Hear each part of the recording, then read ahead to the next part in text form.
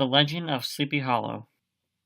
In the bottom of one of those spacious coves which indent the eastern shore of Hudson, at that broad expansion of river dominated by the ancient Dutch navigators, the Tampon Zee, and where they always prudently shortened sail and implored the protection of St. Nicholas, when they crossed there lies a small market town, or ritual port, which by some is called Greensburg, but which is more generally and properly known by the name of Tarrytown. This name is given, we are told, in former days by the good housewives of the adjacent country, from the inveterate prosperity of their husbands to linger about the village tavern on market days. Be that as it may, I do not vouch for the fact, but merely advert it for the sake of being precise and authentic. Not far of this village, perhaps about 2 miles, there is a little valley, or rather lap of land, among high hills, which is one of the quietest places in the whole world.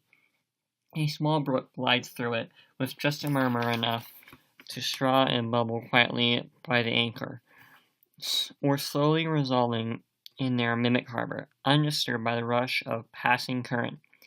Though many years have elapsed since I trod the drowsy shades of Sleepy Hollow, yet I question whether I should not still find the same trees, the same families vegetating, and the sheltered blossom.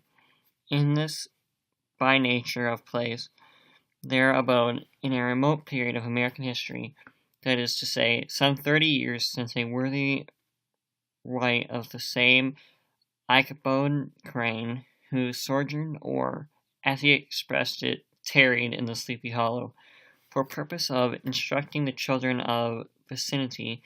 He was a native of Connecticut, a state which supplies the Union with pioneers for the mind as well as the forest, and sends 40 yearly as legions of frontier woodsmen, country schoolmasters, and the cognomen of the Crane was not inaccessible to his person. He was tall, but exceedingly lank, with narrow shoulders, long arms and legs, hands that dangled a mile out of his sleeves, feet that might have served for shovels, and his whole frame was loosely hung together.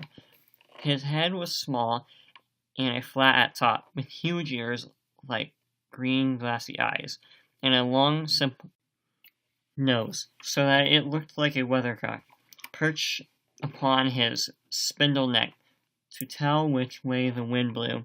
To see him striding along the profile of a hill on a windy day, with his clothes bagging and fluttering about him, one might have mistaken him for the genius of a famine descending upon the earth, or some scarecrow eloped from a cornfield. His schoolhouse was a low building of one large room, rudely constructed of logs, the windows partly glazed and partly patched with leaves of old copybooks. It was most ingeniously secured by vacant hours by the width twisted in the handle of a door, the stake set against the window shutter, so that, though a thief might get in with perfect ease, he would find some embarrassment in getting out, an idea most probably borrowed by the architect Jost van Hoesten from the mystery of the eel pot. The schoolhouse stood in a rather lonely but pleasant situation, just at the foot of a woody hill, with a brook running close by, and a formidable birch tree growing at one end of it.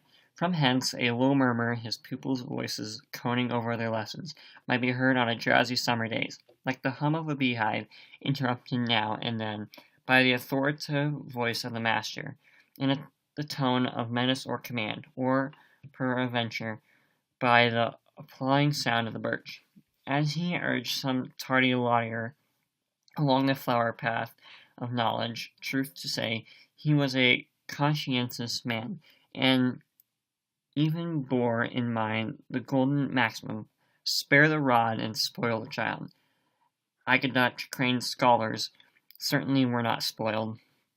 I would not have it imagined, however, that he was one of those cruel potents of the school, who joy in the smart of their subjects, On the contrary, he administered justice with discrimination rather than severity, taking the burden off backs of weak and laying it on those of strong.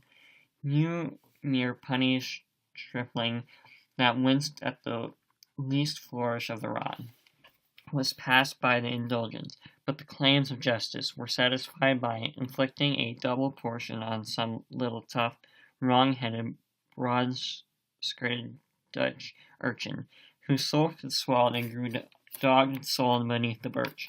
All this he called doing his duty by their parents, and he never inflicted a chastisement without following it by the assurance, so consolatory to the smarting urchin, that he would remember it, and thank him for the longest day that he had to live.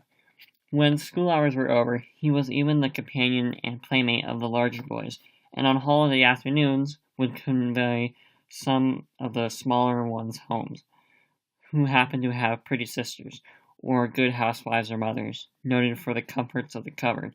Indeed, they behooved him to keep on the good terms with his pupils. The revenue arising from his school was small. It would have been scarcely sufficient to furnish him with daily bread, for he was a huge feeder, and, though lank, had the dilating powers of an incydota. But to help his maintenance, he was, according to country custom in those parts, boarded and lodged at the house of farmers, whose children he instructed, which he lived successively a week at a time, thus going the rounds of neighborhood, with all his worldly effects tied up in a cotton handkerchief. That was all this night, not to be too ominous on the pursuers of his rustic patrons, who are apt to consider the costs of schooling a grievous burden. The schoolmaster is as merely drones. He had various ways of rendering himself both useful and agreeable. He assisted the farmers occasionally in the lighter labors of the horses to water, drove the cows from the pasture, and cut wood from the fire, helped make hay, mended fences. He laid aside, too, all the dominant dignity and absolute sway with which he lorded in his little empire. The school had become wonderfully gentle and immigrating. He found favor in the eyes of mothers by petting the children, particularly the youngest, and like the lion bold, which Wilhelm so magnificently the lamb did hold, he could sit with a child on one knee and rock a cradle with his foot for whole hours together. In addition to his other vocations, he was the singing master of the neighborhood, and picked up many bright shillings by instructing the young folk in psalmody.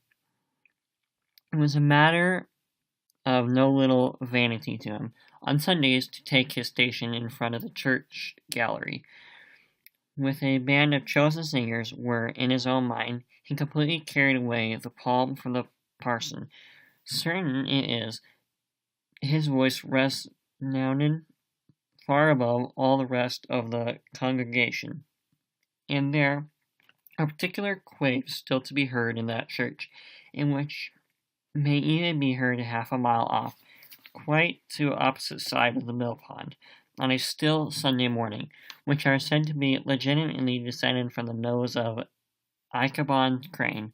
Thus, by divers little makeshifts, in that ingenious way which is commonly dominated by hook and by crook, the worthy pedagogue by tolerably enough, and was thought by all who understood nothing of the labor of head-work to have a wonderful easy life of it.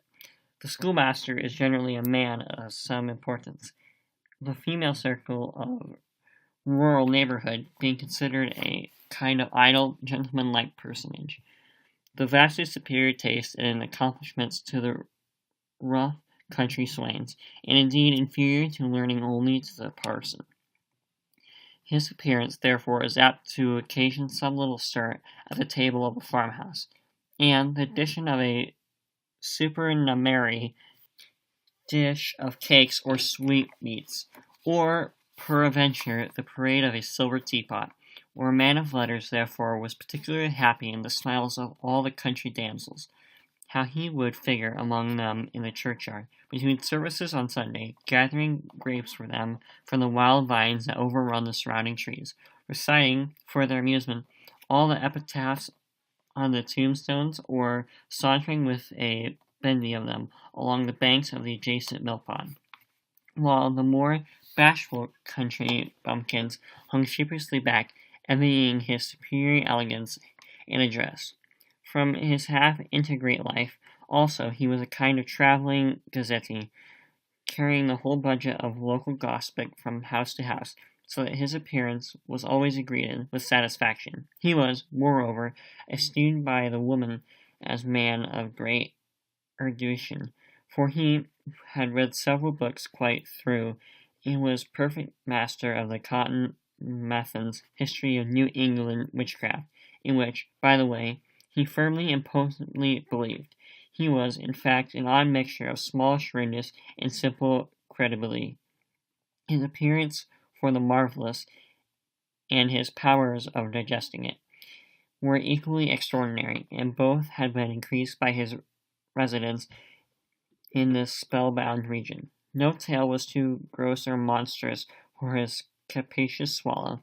It was often as his delight, after his school was dismissed in the afternoon, to stretch himself on the rich bed of clover bordering the little brook, and whimpering by his schoolhouse, and there con over old Mather's direful tales, until the gathering dusk of the evening made the printed page a mere mist before his eyes. There he wended his way, by swamp and stream and awful woodland, to the farmhouse where he happened to be quartered. Every sound of nature, at that witching hour, fluttered his imagination. The moan of the whippoorwill from the hillside, the boding cry of the tree toad, and the harbinger of storm, the dreary hooting of the screech owl, or the sudden rushing in the thicket of birds frightened from their roost. The fireflies, too, which sparkled most vividly in the darkest places, now and then startled him, as one of uncommon brightness would stream across his path, and if by chance a huge blockhead of a beetle came winging his way, blundering flight against him, the poor valet was ready to give up the ghost, with the idea that he was struck with a witch's token. His only resource on such occasions, either to drown through or drive away evil spirits, was to sing psalms, and the good people of Sleepy Hollow, as they sat by the doors of the evening, were often filled with awe at hearing his nasal melody, in linked sweetness long drawn out, floating from the distant hill or along the dusky road.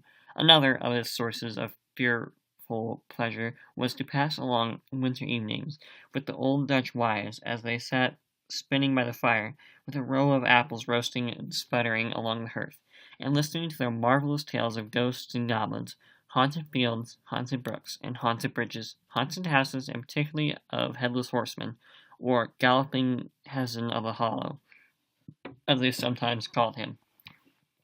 He would delighted them equally by his episodes of witchcraft, and of the direful omens and portent signs that sounds in the air, which prevailed in the earlier times of Connecticut, and would frighten them woefully with speculations upon comets and shooting stars, and with the alarming fact that a world did absolutely turn round, and that they were half the time topsy-turvy.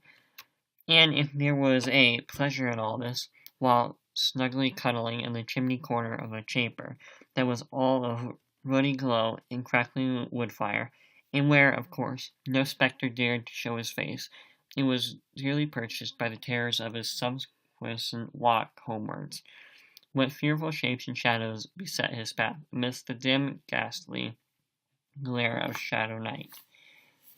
With that wistful look did he every trembling ray of light seeming across the waste fields from distant window. How often was he applauded by some shrub covered with snow, which, like the sheeted spectre, beset his path? How often did he shrink in curdling awe at the sound of his own footsteps on the frosty crust beneath his feet, and dreaded to look over his shoulder, lest he should behold some uncouth being tramped close to him. And how often he was thrown into complete dismay by some rushing blast, howling among the trees, and the idea that it was the galloping Hessian on one of his nightly scourings.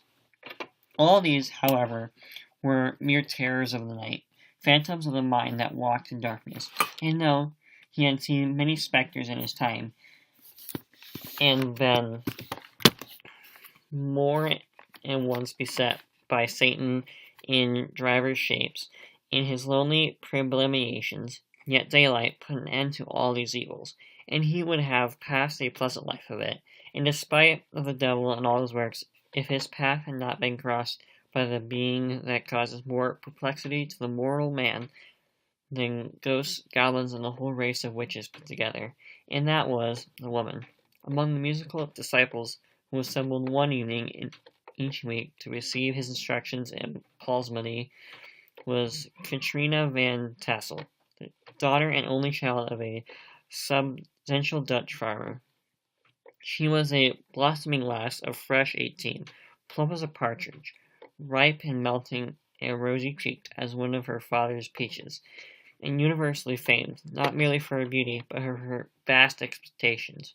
She was, withal, a little of a coquette, as might be perceived even in her dress, which was a mixture of ancient and modern fashions.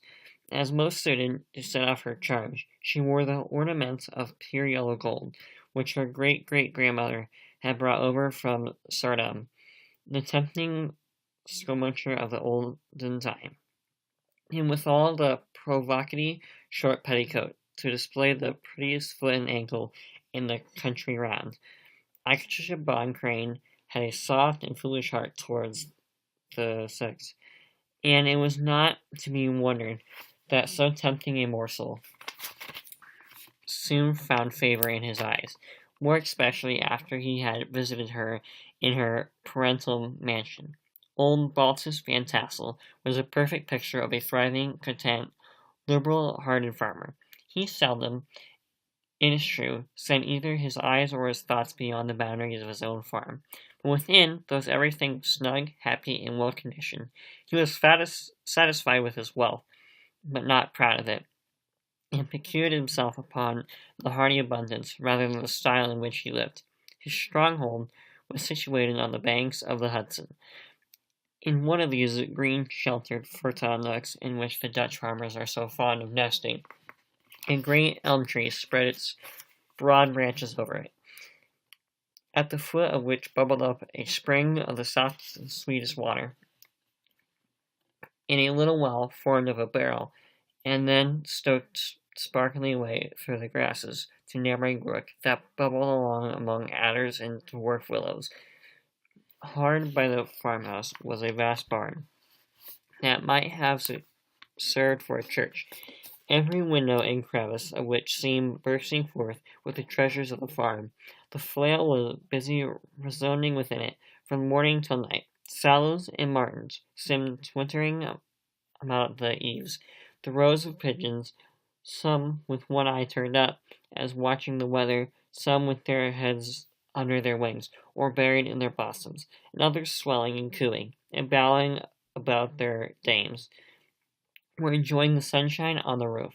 Sleek, unwieldy porkers were grunting in response in abundance of their pens, whence sailed forth, now and then, troops of sucking pigs, as if to sniff the air. A stately squadron of snowy geese were riding in the adjoining pond, convoying whole fleets of ducks. Regiments of turkeys were gobbling through the farmyard, and genuine fowls fretting about it, like ill-tempered housewives, with their peevish discounting cry. Before the barn door shuttled the gallant cock, which pattern of a husband, a warrior, and a fine gentleman, clapping his burnished wings, and crowing in the pride of gladness of his heart, sometimes tearing up the earth with his feet, and then generously calling his ever-hungry family of wives and children to enjoy the rich morsel which he had discovered. The Pegon's mouth watered, as he looked upon the stupendous promise of luxurious winter fare, In his devouring mind's eye, he pictured to himself every roasting pig running about, with a pudding in his belly and an apple in his mouth. The pigeons were snugly put to bed in a comfortable pie, and were tucked in with a covering of crust. The geese were swimming in their own gravy, the ducks pairing cozily in dishes, like snug married couples, with a decent contingency of onion sauce. In the porkers he saw carved out a future sleek side of bacon, and juicy relished ham. Not a turkey, but he beheld daunting trussed up, with its gizzard under its wing, and persevere a necklace of savory sausages. And even bright Cancelier himself lay sprawling on his back in the side dish, with uplifted claws, as if carving that quarter which his troublous spirit disdained to ask while living. As the enraptured Ichabod fancied all of this, as he rolled his great green eyes over the fat meadowlands and rich fields of wheat, of rye, of buckwheat and Italian corn, and the orchard burdened with ruddy fruit which surrounded the warm tenement of Van Tassel. His heart yearned after the damsel who was to inherit these domains, and his imagination expanded with the idea how they might be readily turned into cash, the money invested in immense tracts of wild land, the shingled palaces and the wildness. Nay, his busy fancy already realized his hopes, and presented to him the blooming Katrina, with a whole family of children mounted on the top of a wagon, loaded with household trumpery, with pots and kettles dangling beneath, and he beheld himself bestriding a prancing mare, with a colt at her heels, setting out for Kentucky, Tennessee, or to the Lord knows where. When he entered the house, the conquest of his heart was complete. It was one of those spacious farmhouses, with high ridged but lowly sloping roofs, built in the style handed down from the first Dutch settlers, and how projecting eaves forming a Pisa among the front, capable of being closed up in bad weather. Under this were hung flails, harnesses, various utensils of husbandry, the nets for fishing in the neighboring river, benches were built along the sides for summer use, and a great spinning wheel at one end and a churn at the other showed the various uses to which the important porch might be devoted. From this Pisa, the wandering Ichabod entered the hall, which formed the center of the mansion, and the place of usual residence where once rows of pleasant pewter, ranged in the long dresser, dazzled his eyes. In one corner stood a huge bag of wool, ready to be spun. In another, a quantity of linsey woolsey lay from loom, ears of Indian corn, and strings of dried apples and peaches, hung in gay festoons along the wall, mingled with the god of red peppers, and the door left ajar gave him a peep into the best parlor, where the claw-footed chairs and dark mahogany tables shone like mirrors, and irons in which their accompanying shovel and tongs glistened from their covert of asparagus tops. Mock oranges and conch shells decorated the mantelpiece. Strings of various colored birds' eggs were suspended above it. A great ostrich egg hung from the center of the room, and a corner cupboard, knowingly left open, displayed immense treasures of old silver and well-mended china. From the moment Ichabod laid his eyes upon these regions of delight, the peace of his mind was at the end, and his only study was how to gain the affections of the peerless daughter of Van Tassel. In this enterprise, however, he had more real difficulties than generally fell to the lot of knight-errant yore, who seldom had anything but giant enchanters, fiery dragons, and such like easily conquered adversaries to contend with, and had to make his way merely through the gates of iron and brass, the walls of adamant, to the castle keep, where the lady of his heart was confined, all which he achieved as easily as a man could carve his way to the center of a Christmas pie, and then the lady gave him her hand, as a matter of course. Ichabod, on the contrary, had to win his way to the heart of the country Kakui, beset with a labyrinth of whims and conspiracies, which were forever presenting new difficulties and impediments. And he had to encounter a host of fearful adversaries of real flesh and blood, the numerous rustic admirers who beset every portal of her heart, keeping a watchful and angry eye upon each other, but ready to fly out of the common cause against any new competitor. Among these were the more formidable as a burly, roistering blade of the name of Abraham, or, according to the Dutch abbreviation, Brom van Brunt, the hero of Country Road, which sang with his feats of strength and hardihood. He was broad-shouldered and double-jointed, with short, curly black hair, and a bluff but not unpleasant countenance, having a mingled air of fun and arrogance. From his Herculean frame and great powers of limb, he had received the nickname of Broad Bones, by which he was universally known.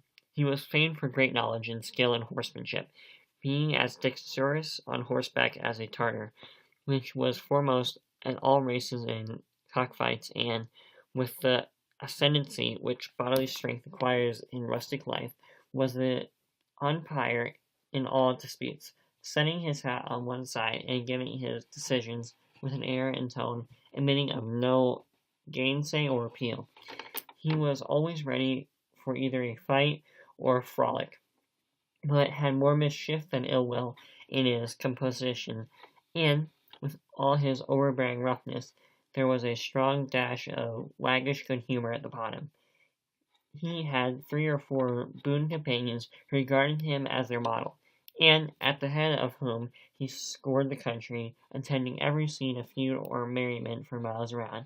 In cold weather he distinguished by the fur cap surmounted with a flaunting fox tail, and when the folks of the country gathered, descried as well-known crest at a distance, whisking about the squad of hard riders. They always stood by for a squall. Sometimes his crew would be heard dashing along past the farmhouses at midnight, with whooping and halloo, like a troop of Don Quixotes, and, as old dames started out of their sleep, would listen for the moment till Hurry-Scurry had clattered by, and then exclaiming, "Ay, these goes Broad Bones and his gang." The neighbors looked upon him with a mixture of awe and admiration and goodwill, and when any madcap prank or rustic brawl occurred in the vicinity, always shook their heads and warned him Broad Bones was at the bottom of it. This Rantipole hero had for some time singled out the blooming Katrina for the object of his uncouth gallantries, and though his amorous toyings were sometimes like the gentle caresses and endearments of a bear, yet it was whispered that she did not altogether discourage his hopes. Certain it is his advances were signals for rival candidates to retire, who felt no inclination to cross a line in his armors, insomuch that when his horse was seen tied to Van Tassel's paling on a Sunday night, a sure sign that his master was courting, or, as it is termed, sparking within, all other suitors passed by in despair and carried the war into other quarters. Such was the formidable rival with whom Ichabod Crane had to contend, and, considering all things, a stouter man than he would have shrunk from the competition, and a wiser man would have despaired. He, however, a happy mixture of pliability and perseverance in his nature, he was in form and spirit like a supple jack yielding, but tough though he bent, he never broke. Though he bowed beneath the slightest pressure, yet moment is away jerk, he was erect, and carried his head as high as ever. To have taken the field openly against his rival would have been madness, for he was not a man to be throttled in his armors, any more than the stormy lover Achilles. Ichabod, therefore, made his advances in a quiet and gentle, insinuative manner.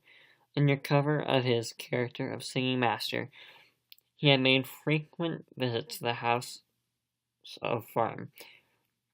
Not that he had anything to apprehend from the meddlesome interference of parents, which is so often a stumbling block in the path of lovers. Walt Van Tassel was an easy, indulgent soul. He loved his daughter better than his pipes, and, like a reasonable man and an excellent father, let her have her way in everything. His notable little wife, too, had enough to do to attend her to her housekeeping and manage her poultry. For, as she sagely observed, ducks and geese are foolish things, but must be looked after. But girls can take care of themselves. Thus, while busy, Dame bustled about the house, or plied her spinning wheel at one end of the piazza. Honest Balt would sit smoking his evening pipe at the other, watching the achievements of the little wooden warrior, who, armed with a sword in each hand, was most valiantly fighting on the wood at the pinnacle of the barn. In the meantime, Ichabod would carry on his suit with the daughter by the side of the spring under the great elm, or sauntering along in the twilight, that hour so favorable to a lover's equalence. I profess not to know how women's hearts are wooed and won. To me, they have always been matters of riddle and admiration. Some seem to have a vulnerable pipe for door of access, while others seem to have 1,000 avenues, and may be captured in 1,000 different ways. It is a great triumph of skill to gain the former, but a still greater proof of generalship to maintain possession of the latter, for the man must battle for his fortress at every door and window. He who wins 1,000 common hearts is therefore entitled to some renown, but he who keeps undisputed sway over the heart of Kakui is indeed a hero. Certain it is, this was not the case with the reputable Brom Bones, and from the moment Ichabod Crane made his advances, the interest of the former evidently declined. His horse was no longer seen tied at the palings on the Sunday nights, and a deadly feud gradually arose between him and the preceptor of the Sleepy Hollow, Brom, who had a degree of rough chivalry by his nature, would fain from carrying matters to open welfare, and have settled their pretensions to the lady according to the mode of those whose conscience and simple reasoners, the knights errant of yore, by single comment. But Ichabod was too conscious of the superior might of his adverse to enter the lists against him. He had overheard the boast of Bones, that he would double the schoolmaster up, and lay him on a shelf of his own schoolhouse, and he was too weary to give him an opportunity. There was something extremely provoking in his obstinately pacific system.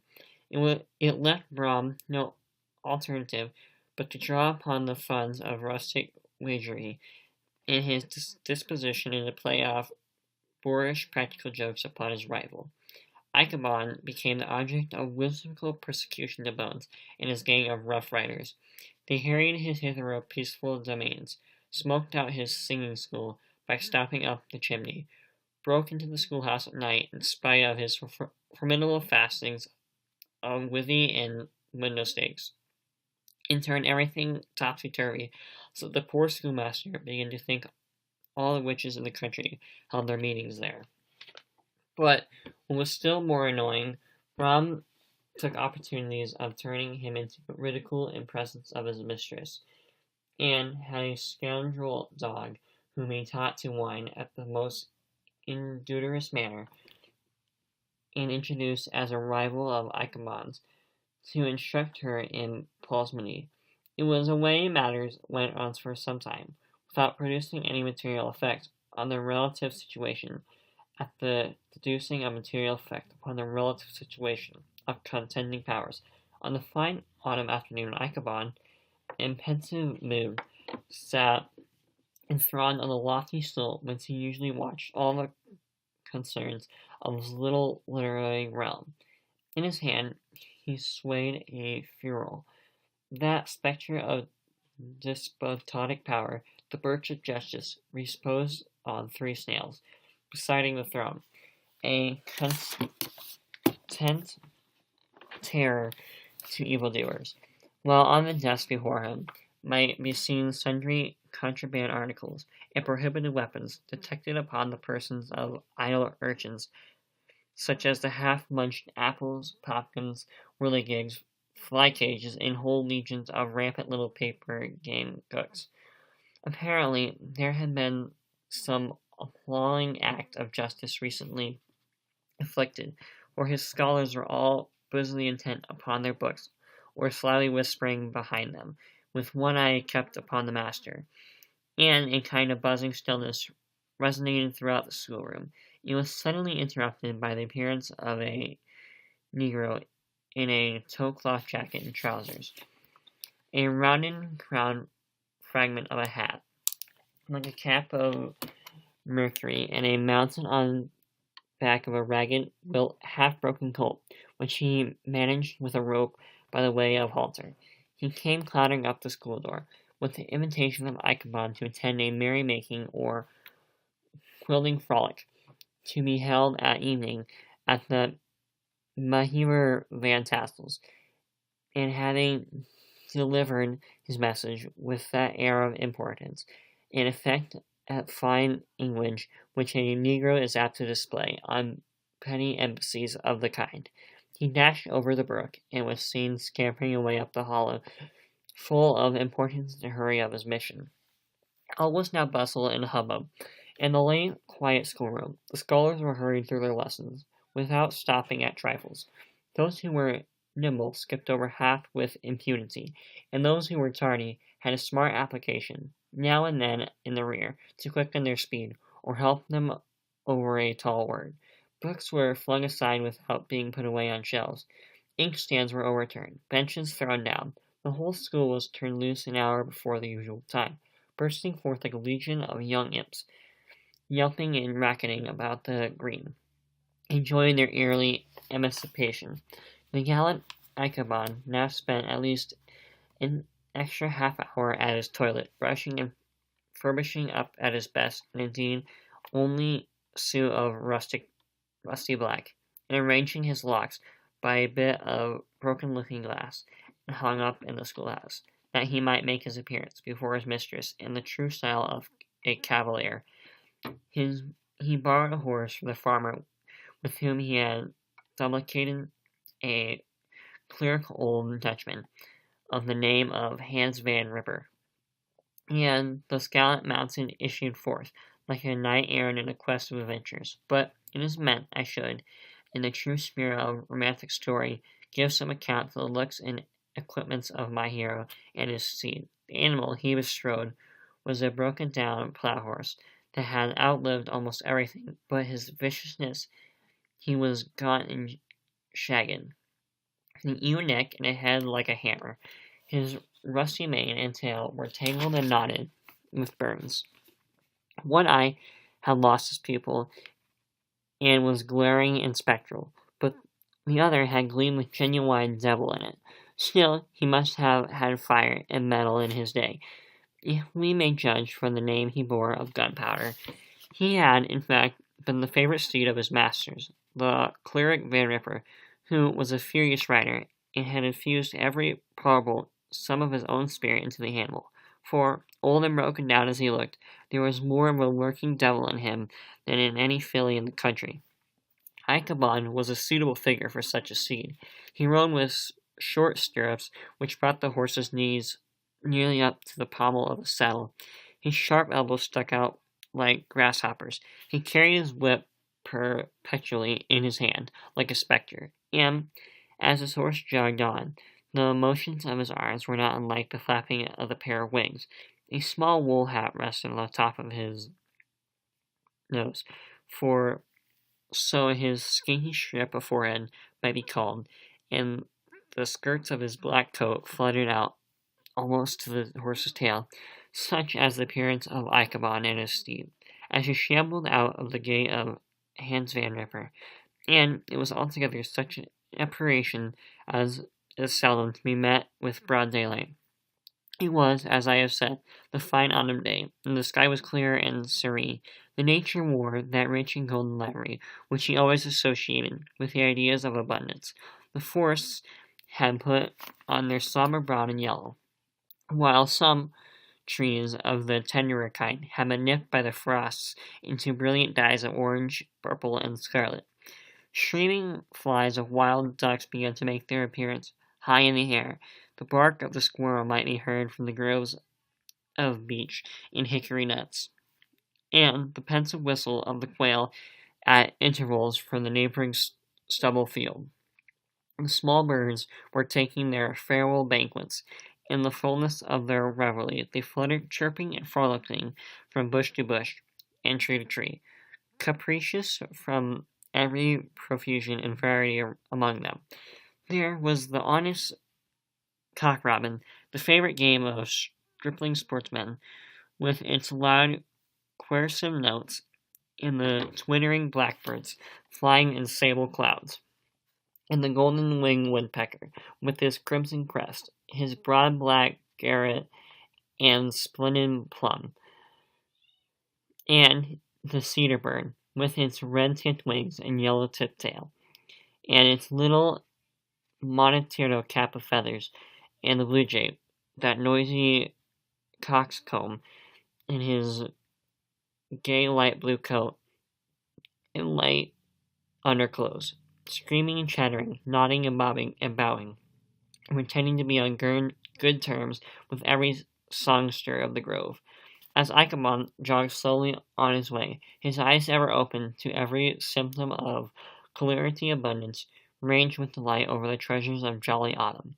On all sides he beheld vast stores of apples, some hanging in oppressive opulence on the trees, some gathered into baskets and barrels for the market, others heaped up in rich piles for the cider press. Farther on they beheld great fields of Indian corn, with its golden ears peeping up from their leafy covers, holding out the promise of cakes and hasty puddings, and the yellow pumpkins lying beneath them, turning up their fair round bellies to the sun, and giving ample prospects to the most luxurious of pies. And anon he passed the fragrant buckwheat fields, breathing in the odor of the beehive. As he beheld them, soft and petitious stole his mind on dainty flapjacks, well buttered and garnished with honey or treacle by the delicate little dimpled hands of Katrina Van Tassel. Thus, feeding his mind with the many sweet thoughts and sugared suppositions, he journeyed along the sides of the range hills which looked out upon the goodliest scenes of the mighty Hudson. The sun gradually wheeled its broad disk into the west. The wide bosom of the Tappan Zee lay motionless and glossy, excepting here and there a gentle undulation waved and prolonged the blue shadow of the distant mountain. A few amber clouds floated in the skies, without a breath of air among them. The horizon was a fine gold tint, changing gradually into a pure apple green, and then into a deep blue of the mid-heaven. Slanting ray lingered at the wooden crest of the precipices and overhung some parts of the river, giving greater depth to the dark gray and purple of their rocky sides. A slope was loitering in the distance, dropping slowly down with the tide, her sails hanging uselessly against the mast, as reflection of the sky gleamed along the water, as if the vessel was suspended in the air. It was toward evening that Ichabod arrived at the castle of the Heer Van Tassel,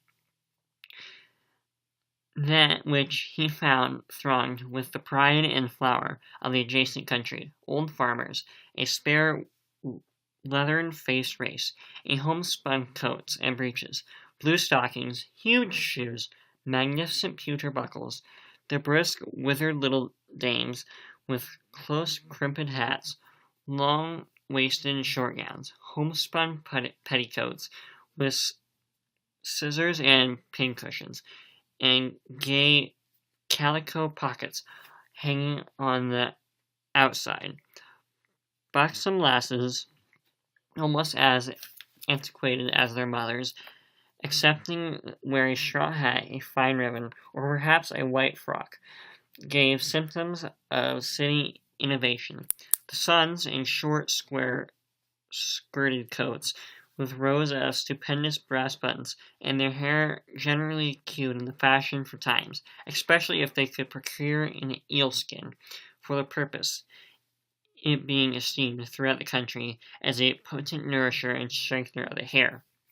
Brom Bones, however, was the hero of the scene, having come to the gathering on his favorite steed, Daredevil, a creature like himself, full of mettle and mischief, in which no one but himself could manage. He was, in fact, noted for preferring vicious animals, given to all kinds of tricks which kept the rider in constant risk of his neck.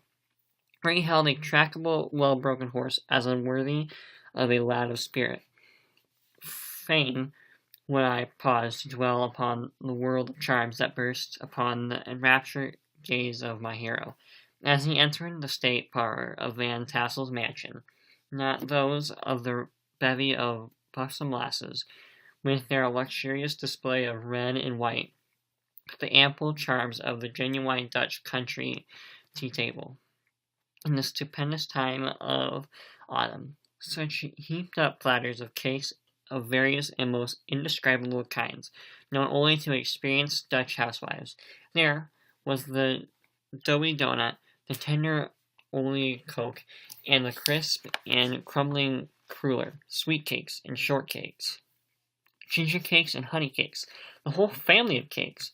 And then there were apple pies, peach pies, pumpkin pies, besides slices of hams and smoked beef.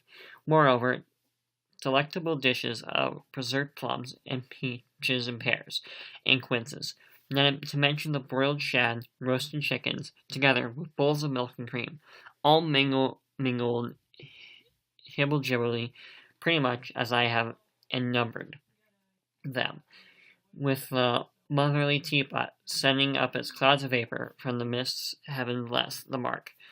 I want breath and time to discuss this banquet as it deserves. I am too eager to get on with my story, though. Happily, Ike Von Crane was not in so great a hurry as his historian, but did ample justice to every dainty.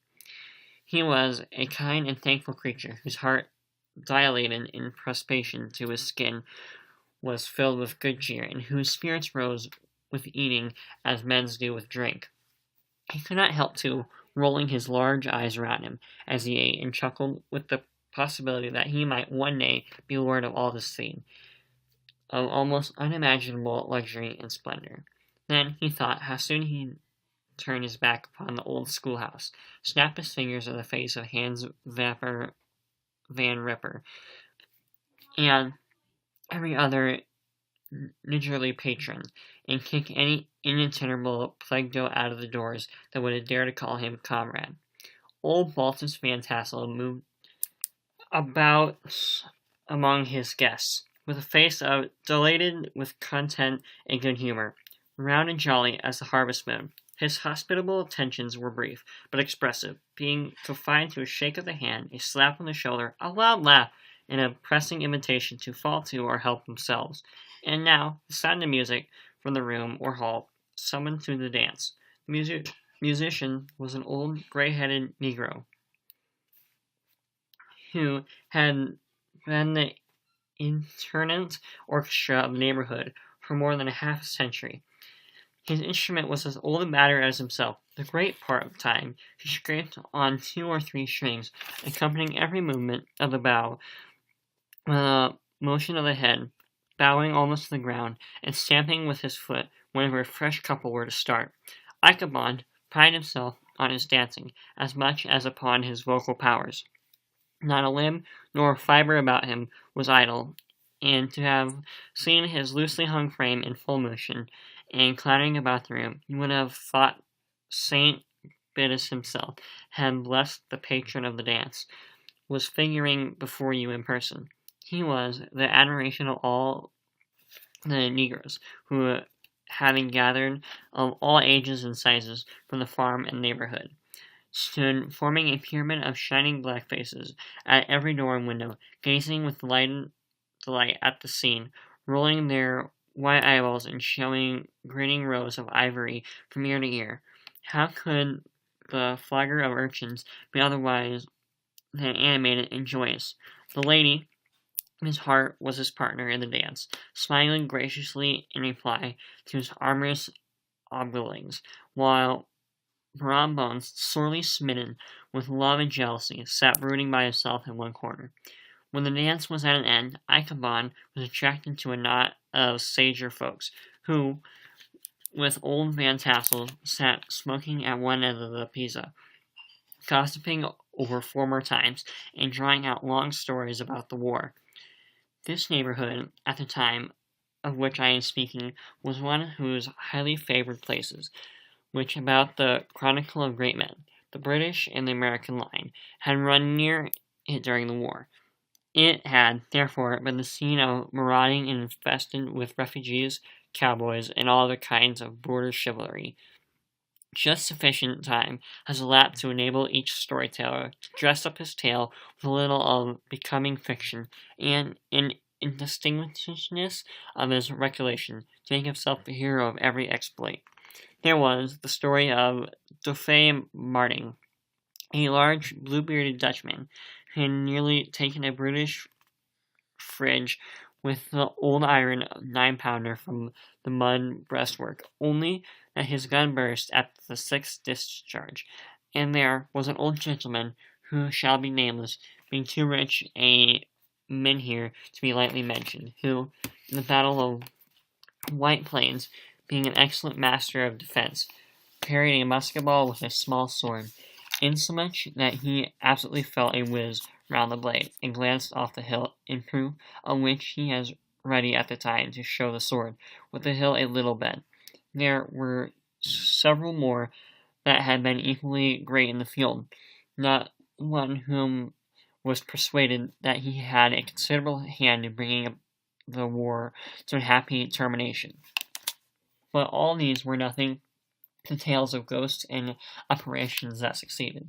The neighborhood is rich in legendary treasures of the kind, local tales and superstitions to thrive best in these sheltered, long-settled retreats, but are trampled underfoot by the shifting throng that forms the population of most of our country places. Besides, there is no encouragement for ghosts in most of our villages, for they have scarcely had time to finish their first nap and turn themselves in their graves before their surviving friends have traveled away from the neighborhood, so that when they turn out at night to walk their rounds, they have no acquaintances left to call upon. This is, perhaps, the reason why we so seldom to hear of ghosts, except in our long-established Dutch communities. The immediate cause, however, of the prevalence of supernatural stories in these parts was doubtless owing to the vicinity of Sleepy Hollow. There was a contagion in the very air that blew from the haunted region. It breathed forth an atmosphere of dreams and fancies infected all the land. Several of the Sleepy Hollow people were present at the Van Tassels, and, as usual, were doling out their wild and wonderful legends. Many dimensional tales were told about funeral trains and mourning cries and wails heard and seen about the tree when the unfortunate Mayor Andre was taken, in which stood in the neighborhood. Some mention was made also of the woman in white that haunted the dark glen at Raven Rock, and was often heard to shriek on winter nights before a storm, having perished there in the snow. The chief part of the stories, however, turn upon the favorite spectre of the Sleepy Hollow, the Headless Horseman, who had been heard several times of late patrolling the country, and, it was said, tethered his horse nightly among the graves of the churchyard. The sequestered situation of this church seems always to have made it a fortunate haunt to troubled spirits. It stands on a knoll, surrounded by locust trees and lofty elms, from among which descend whitewashed walls shine modestly forth, like Christian purity beaming through the shades of retirement. A gentle slope descends from it to a silver sheet of water, bordered by high trees, between which peeps many be caught at the blue hills of the Hudson, to look upon its grass-grown yard, where the sunbeams seem to sleep so quietly, one would think that there at least the dead might rest at peace. On one side of the church extends a wide, woody dell, along which raves a large brook among broken rocks and trunks of the fallen trees, over the deep black part of the stream. Not far from the church was formerly thrown a wooden bridge. The road had led to it. The bridge itself were thickly shaded by overhanging trees, which cast a gloom about it, even in the daytime, and occasionally a fearful darkness at night. This is one of the favorite haunts of the Headless Horseman, and the place where he was frequently encountered. The tale was told of old Bruner, a most heretical disbeliever in ghosts, how he met the horseman returning from his foray into Sleepy Hollow, and was obligated to get up behind him, how they galloped over the brush and brake, over the hill and swamp, until he reached the bridge, when the horseman suddenly turned into a skeleton and threw old Bruner into the brook, and sprang away over the tree-tops with a clap of thunder. This story was immediately matched by thrice a marvelous adventure of Brom Bones, who made light of galloping Hessian, was an errant jockey. He affirmed that on returning one night from the neighboring village of Sing Sing, he had been overtaken by this midnight trooper, that he had offered to race with him for a bowl of punch, and should have won it too, for Devil beat the goblin horse all hollow. But just as they came to the church bridge, Hessian bolted and vanished in a flash of fire. All these tales told in that drowsy undertone which men talk in the dark, the countenances of listeners only now, and then receiving a casual gleam from the glare of a pipe, sank deep in the mind of Ichabod. He repaid them with a kind of large extraction from his invaluable author, Cotton Mather, and added many marvelous events that had taken place in his native state of Connecticut, and fearful sights which he had seen in his nightly walks about Sleepy Hollow. They reveal how gradually broke up. The old farmers gathered together their families in their wagons, and were heard for some time rattling along the hollow roads and over the distant hills. Some of the damsels mounted on pillars behind their favorite swains, and their light-hearted laughter mingling with the clatter of hoofs, echoed along the silent woodlands, sounding fainter and fainter until they gradually died away, and the late scene of noise and frolic was all silent and deserted.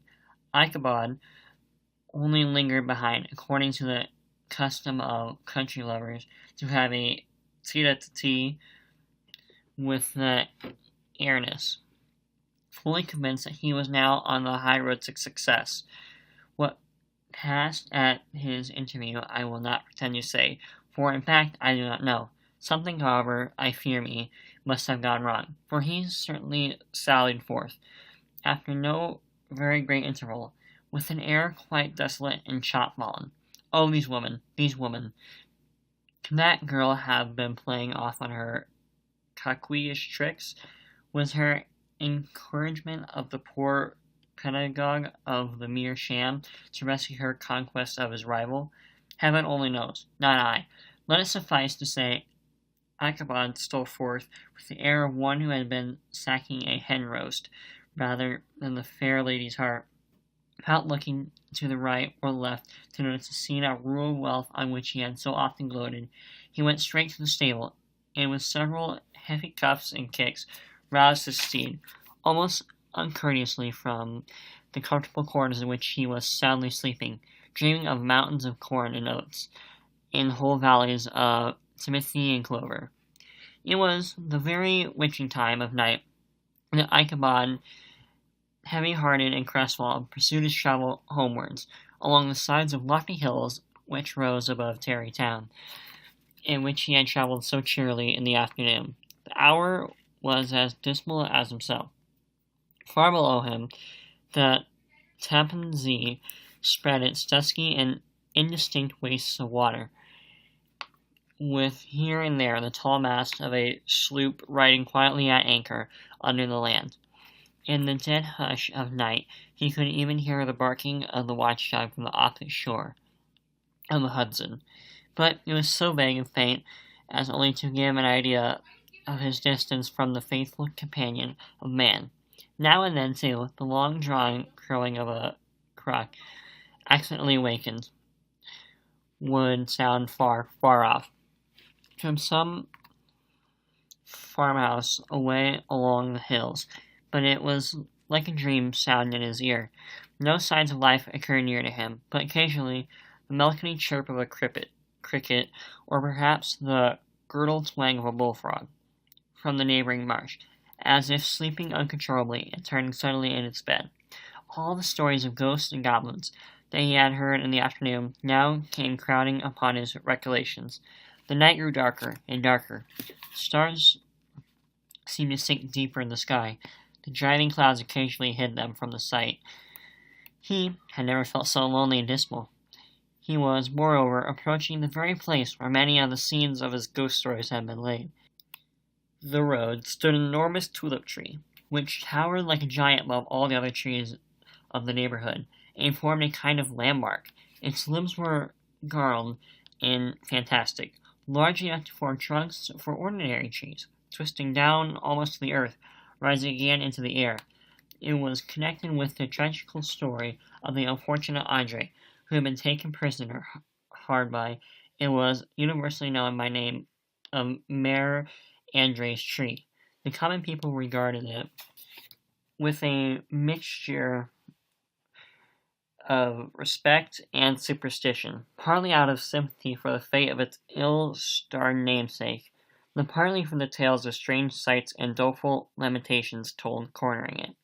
As Ichabod approached this fearful tree, he began to whistle. He thought his whistle was answering it, was but a blast sweeping sharply through the dry branches.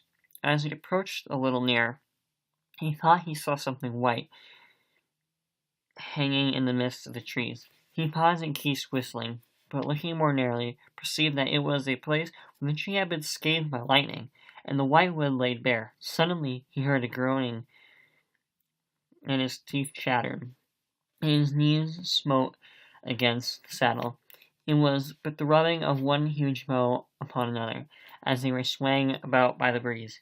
He passed the tree in safety, but new perils lay before him. About 200 yards from the tree, a small brook crossed the road and ran into the marshy, thickly wooded glen, known by the name of Willany Swamp. A few rough logs lay side by side, served for a bridge over this stream. On that side of the road, where the brook entered the wood, a group of oaks and chestnuts, matted thick with wild grapevines, grew a cavernous gloom over it. To pass this bridge was the severest trial. It was at this identical spot the unfortunate Andre was captured, and under the covert of those chestnuts and vines were sturdy yeomen concealed who surprised him. This was ever since been considered a haunted stream, and fearful are the feelings of the schoolboy who has passed it alone after dark. As he approached the stream, his heart began to thump. He summoned up, however, all his resolution, gave his horse half a score of kicks in the ribs, attempted to dash briskly across the bridge, but instead of starting forward, the perverse old animal made a lateral movement and ran broadside against the fence. Ichabod, whose fears increased with delay, jerked the reins on the other side, and kicked lustily with the contrary foot. It was all in vain. His steed started, it was true, but it was only to plunge on the opposite side of the road into a thicket of brambles and adder bushes. The schoolmaster now bestowed both whip and heel upon the starveling ribs of old Gunpowder, who dashed forward, snuffling and snorting, but came to stand just by the bridge, with a suddenness that had nearly sent his rider sprawling over his head. Just at this moment, a splashing tramp by the side of the bridge caught the sensitive ear of Ichabod. In the dark shadow of the grove on the margin of the brook, he beheld something huge, misshapen, black and towering. It stirred not, but it seemed gathered up in the gloom, like some gigantic monster ready to spring upon the traveler. The hair of the affrighted Plegos rose upon his head with terror. What was to be done? To turn and fly was now too late, and besides, what chance was there of escaping ghost or goblin? If such it was, which could ride upon the wings of the wind, summoning up, therefore, a show of courage, he demanded in stammering accents, "Who are you?" He received no reply. He repeated his demand, with still more agitated voice. Still there was no answer. Once more he cudgelled the sides of the inflexible gunpowder, and shutting his eyes, broke forth with involuntary fever into a presumed tune.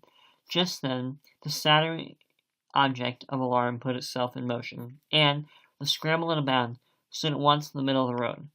Throughout the night was dark and dismal, yet the form of the unknown might now in some degree be sustained. He appeared to be a horseman of large dimensions, mounted on a black horse of powerful frame.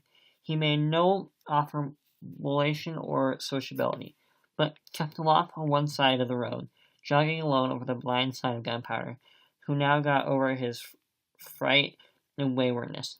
Ichabod, who had no relish for this strange midnight companion, bethought himself of a venture in Brom Bones for the galloping Hessian, now quickened his steed in hopes of leaving him behind. The stranger, however, quickened his horse to equal the pace. Ichabod pulled up and fell into a walk, thinking the lag behind. The other did the same. His heart began to sink within. He endeavored to resume his presumed tune, but his parched tongue clove the roof of his mouth, and he could not utter a stave.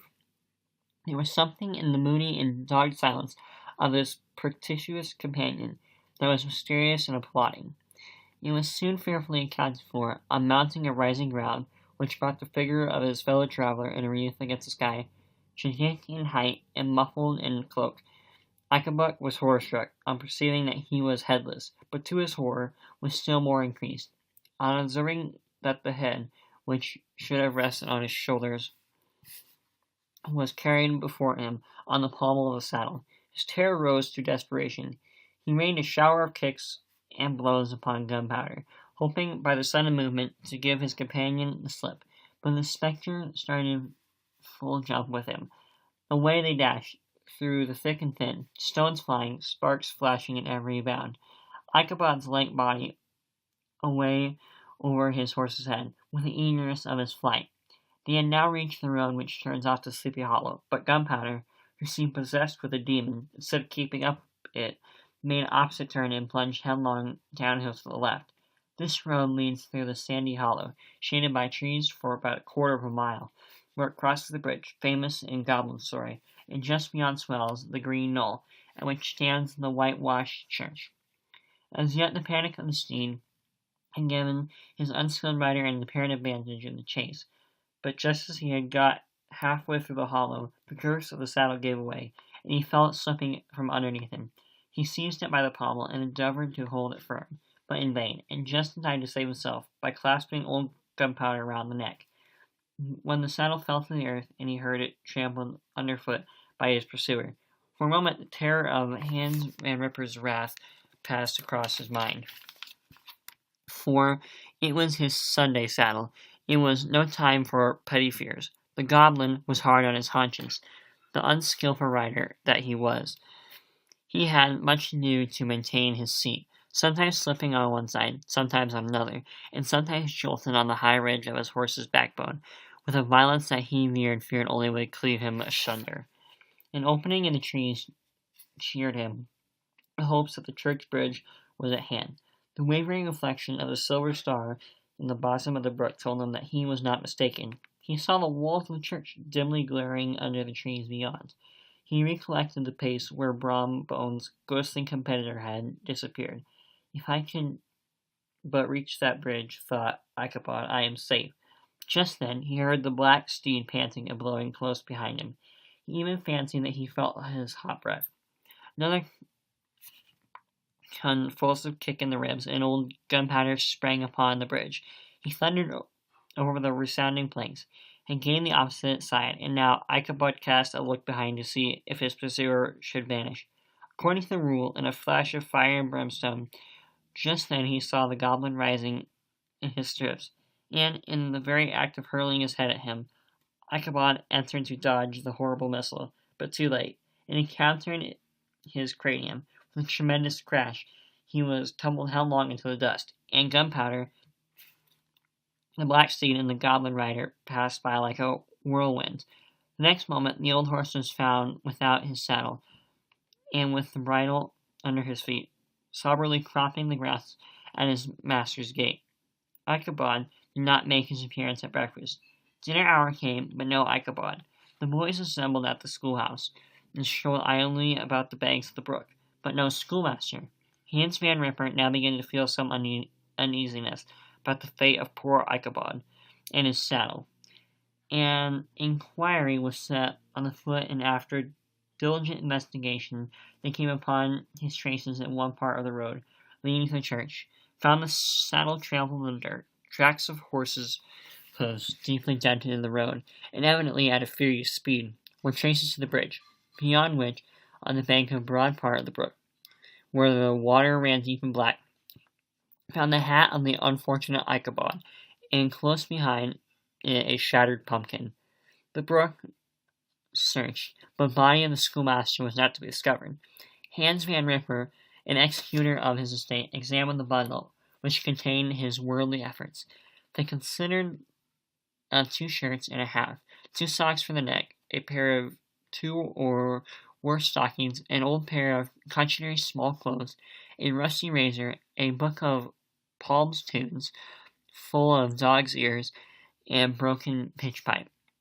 As to the books and furniture of the schoolhouse, they belonged to the community, excepting Cotton Mather's History of Witchcraft and New England Alchemy, and a book of dreams and fortune-telling, in which at last, as a sheet of foolscap, much scribbled and blotted in several fruitless attempts to make a copy of verses in horror of the hairless of Van Tassel. These magic books and poetic scrawl were forthwith considered to be flames by Hans Van Ripper, who from the time forward determined to send his children no more to school, observing that he never knew any good came from the same reading and writing. Whatever money the schoolmaster possessed, and he had received his quarter's pay, but a day or 2 before he must have had about his person at the time of his disappearance. A mysterious event caused much speculation at the church on which the following Sunday knots of grazers and gossips were collected in the churchyard at the bridge, and at the spot where the hat and pumpkin had been found, the stories of Brunner of Bones and the whole budget of others were called to mind. And when they had diligently considered them all, and compared them with systems of the present case, they shook their heads, and came to the conclusion that Ichabod had been carried off by the galloping Hessian, as he was a bachelor, and in nobody's debt. Nobody troubled his head any more about him. The school was removed to a different quarter of the hollow. Another pedagogue resigned in his stead.